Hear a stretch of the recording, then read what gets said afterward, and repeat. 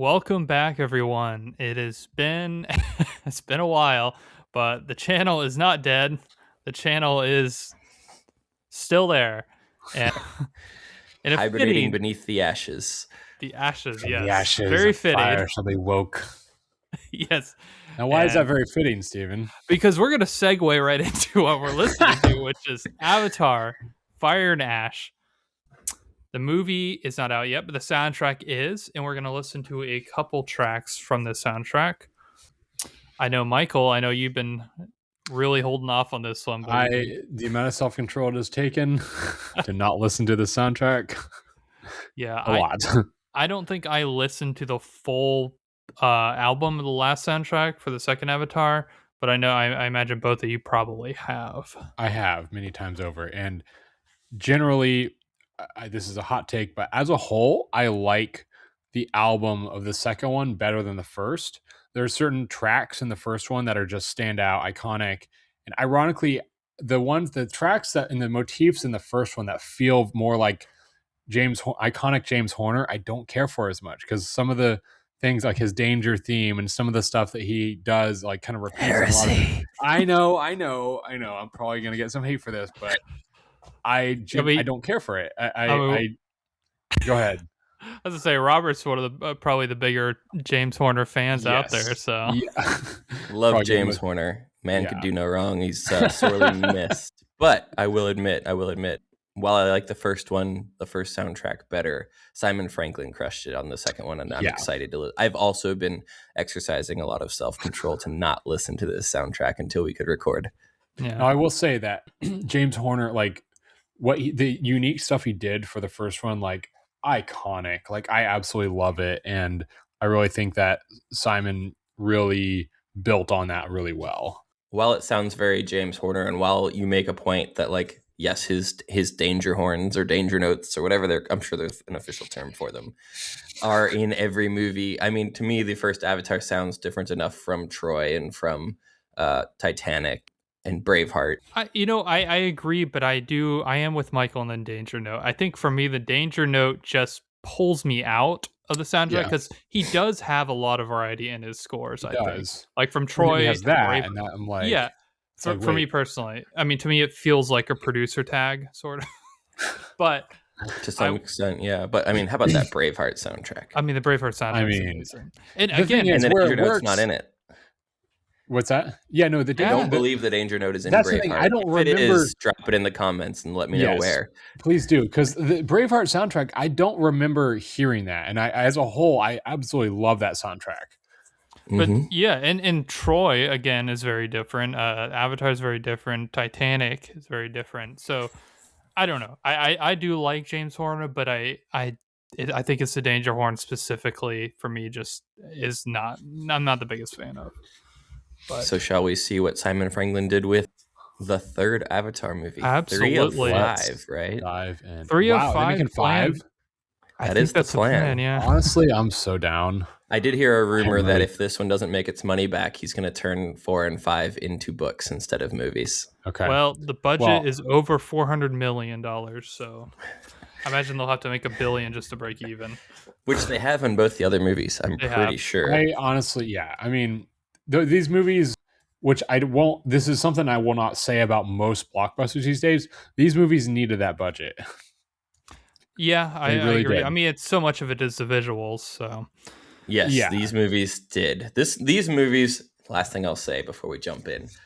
I think we've talked about this before. The original Avatar being so special effects heavy, it was kind of the end of the second Hollywood golden age, but it also ushered in sort of the special effects world that we got where everything was super effects laden and we thought that was the coolest thing. And for a hot second. Right. Forgot about how cool practical effects were, everyone but Christopher Nolan. Practical effects and visual effects to elevate them. Sweet spot. 100%. Yep. Okay. Anyway, that's a whole tangent. I will not go there because we'll be for another day. For soapboxes. Yep. All right. So the first track we're going to be listening to is the first track on the album, aside from the Miley Cyrus song, which we're not going to be listening to today. We're going to keep it to scores mostly. But the first one is called Brothers. It's a little under 4 minutes long. And just so you know, we are going to be cutting out segments of this song. We do have to do that to keep under the copyright laws. So go listen to the Track Brothers, then come back and you can see a bit of our reaction. Then we're going to do a discussion afterwards. Oh, Already enjoying it. Sorry. yep.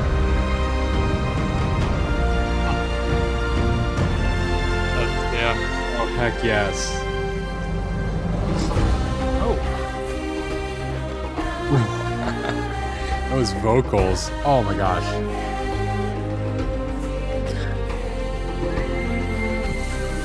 love the flute.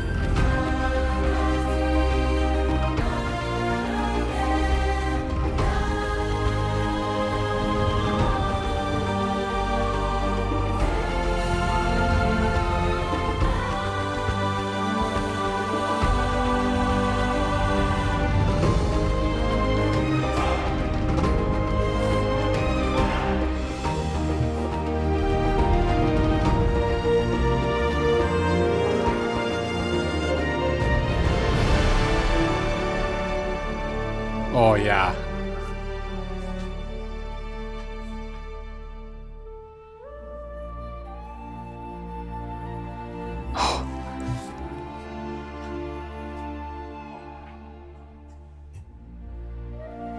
Is that like a flute?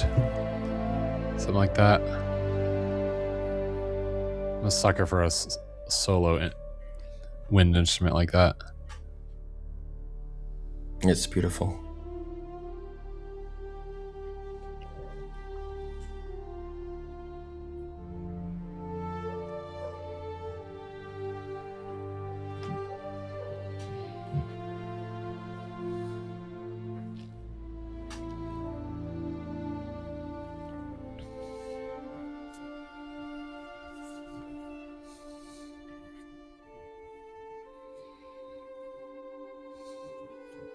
Strings there.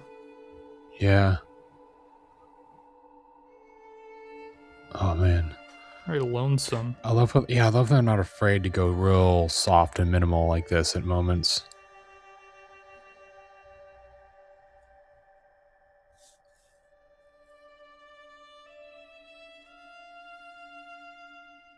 Oh my. This is beautiful.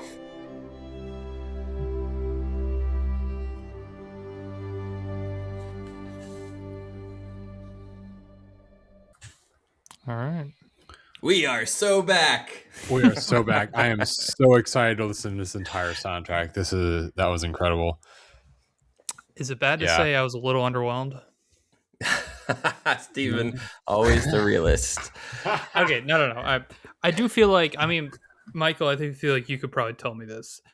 I feel like, I mean, this was more the traditional Avatar themes. This wasn't anything new, right? It's just kind of pulling us back into that world. Yes, but it does feel like there's some hints of something of new. Like it was there was it was more so there were moments that felt like, oh, yep, that's a callback, but it did feel new in a lot of respects. The opening was definitely a callback, and I was all for it. I was like, we're on the flying creatures. We're going through Pandora. I'm like, yes. The music was incredible. I was hoping the whole score was going to be like that, the whole opening. But I don't remember any of the other movies dropping into something so personal as a single violin for that long. Yeah, and I'm honestly really here for it. And I'm excited. Yeah, I'm curious to hear how the rest of the soundtrack goes, because I do love when they bring in new stuff, and without abandoning entirely the old, score for the second one did that really well. Yeah, I suppose we'll see how the rest of the score is. Yep. There was one moment, we were talking about how Simon Franklin worked on many different films with James Horner, including Titanic, and on the last Avatar, the first Avatar movie. There was a moment at like 1:15, I think 1:16, that sounded exactly like, I think it's like Leaving Port or Southampton from Titanic. Like the notes are just like it. I don't know if that's an intentional Easter egg or what, but I was like, this sounds just like James Horner. That's crazy. We know from a different movie. That's totally different. That is totally a thing. Having an Easter egg on Klaus Badelt, perfect example. With pirates. I think Oh, my yes. That was more than an Easter egg. That was like the base of the entire score for Pirates. oh yeah. Mm-hmm. But- My thing is, and this is not a critique, but I think the only reason I felt a little underwhelmed is that it definitely felt like the opening scene of a movie, which I think is probably Yes. what it is. I think it's Wow. drawing you back into that world, and then it's kind of slowing you down into the next scene. I think I was expecting more of a main theme, but this is just on my expectations. I think that's the only reason I was underwhelmed. Very Got beautiful piece, though. Yeah. Absolutely. Yeah, I feel like maybe it might be a situation where this is not a representation of the entire score. I would venture a guess. I think you're right. Yeah. Well, we're about to find out. All right, so the next track we're going to be listening to is kind of from the middle of the soundtrack of sorts. It is kind of towards, I guess, maybe the third act. So it'll be really Yeah. interesting to hear what this one sounds like. You And guys it's ready? called Sacrifice. Yep. I'm ready. Ready? Oh. Hmm. Oh, I love those vocals. Some throat singing, I think. That is awesome. Yeah. That's amazing.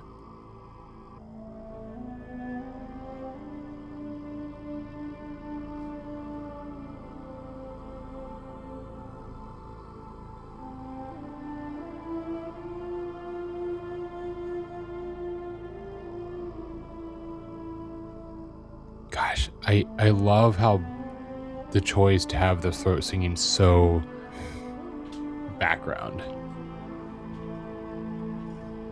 Yeah, talk about new elements. Mm-hmm. Yeah. What is that instrument? Oh, hear that?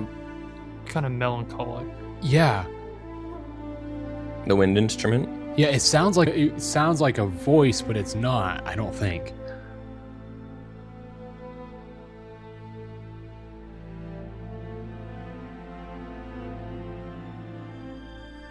Ooh, his violins. That's the original. That's a callback.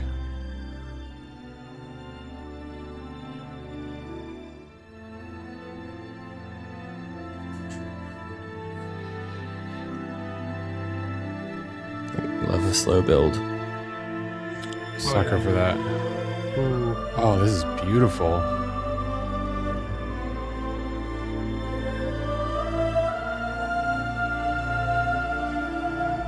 Wow.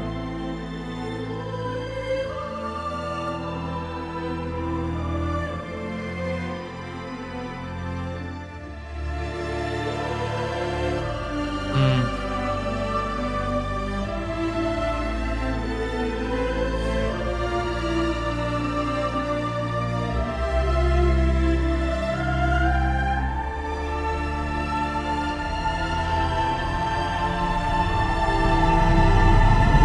Whoa. Oh, wow.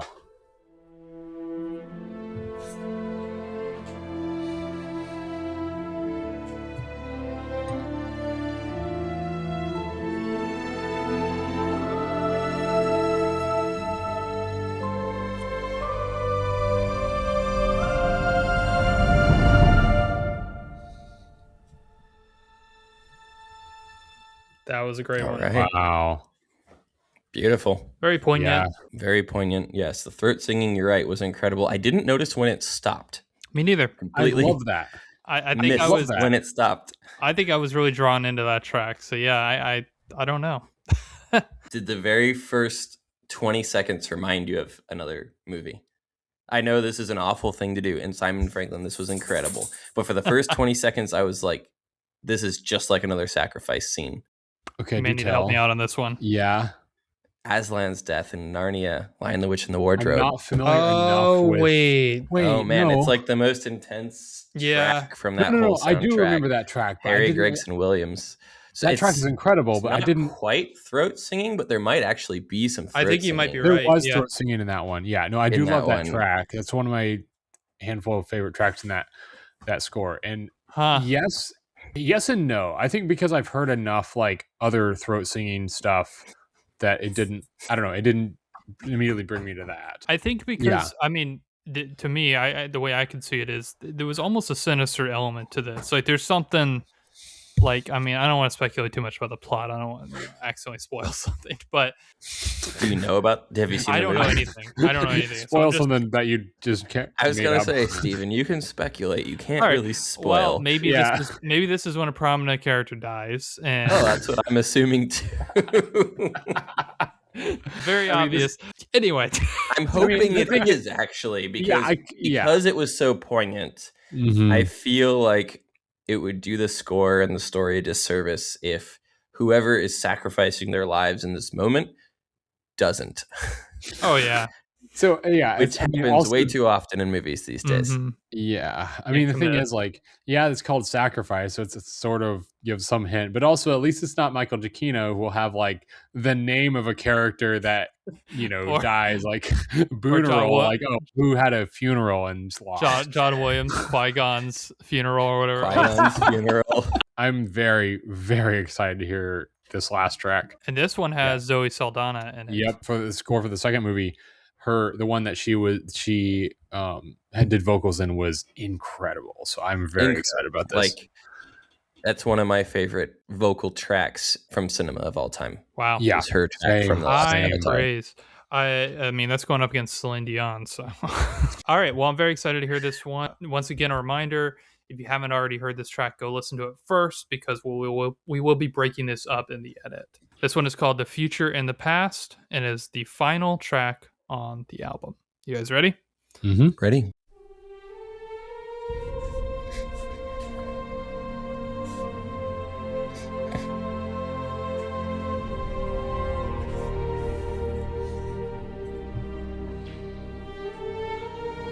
Oh, that's a throwback to the second one. I feel like this motif.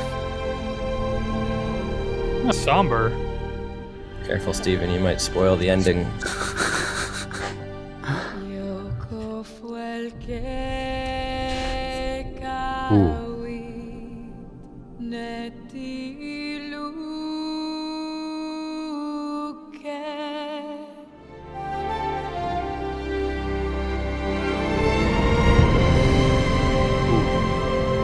Heck yeah.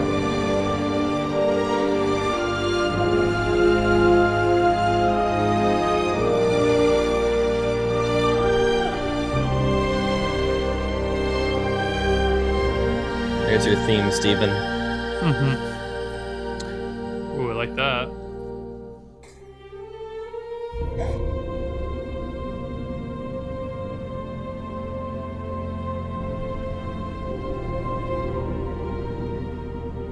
This theme, like, beautifully incorporates the theme from, like, core theme from the last one. Well, but it's not. It's different.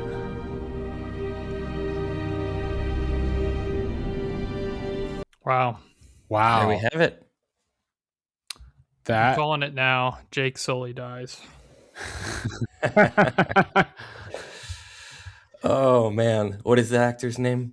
Oh my god, Sam Worthington. So, to Steven's point, I will say, like, the tracks we listened to today, and maybe it's selection bias because we picked one called Sacrifice.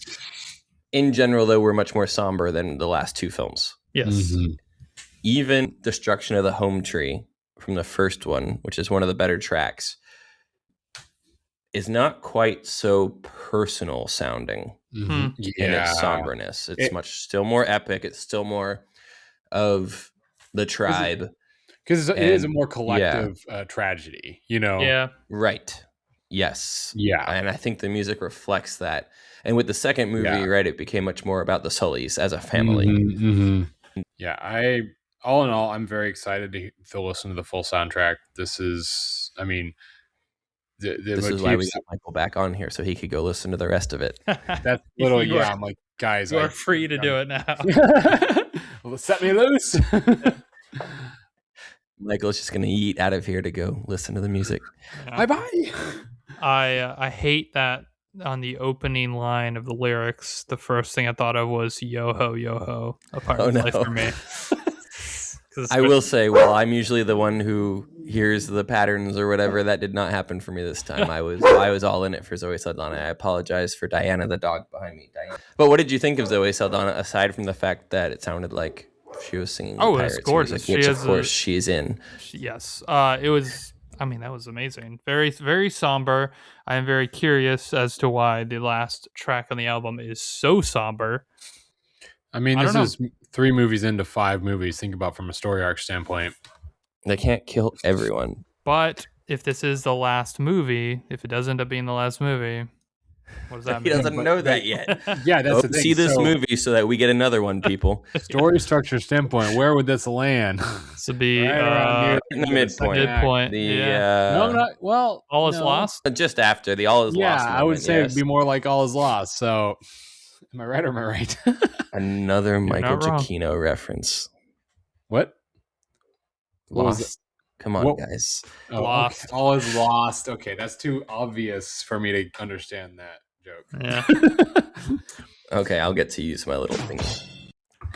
There we go. What is this? We got a soundboard this time, Oh guys. no! What We have power 4 do you have? sounds on our soundboard. That's all. 4. That's one of them. That's all I'm using until we can guess- get the Wilhelm scream. Nothing else. Just that, yeah. Zoe Saldana is incredible, and if I could, if she was willing to like sing an entire album in this language and in this character, I would listen to it. Yep, same.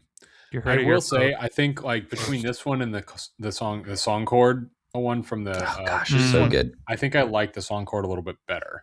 Agreed. Yeah, but this one, I like it. I like this one for different reasons. I think I like the song chord as a lyrical soundtrack piece. You know what I mean? This one I like, but not as specifically as a lyrical piece. It didn't feel like as that because it was only a small portion of it. Yeah, that's true. Right, and I assume there will be different story beats that she's singing to that are Mhm. giving those songs context that I'm sure Yep, we will. If you've listened to the soundtrack, what do you think? Let us know. What do you think of these 3 songs? And then if you have seen the movie by the time you watch this video, what do you think of the movie? Thanks again for joining us, and we'll see you guys next time. Great See to ya. be back.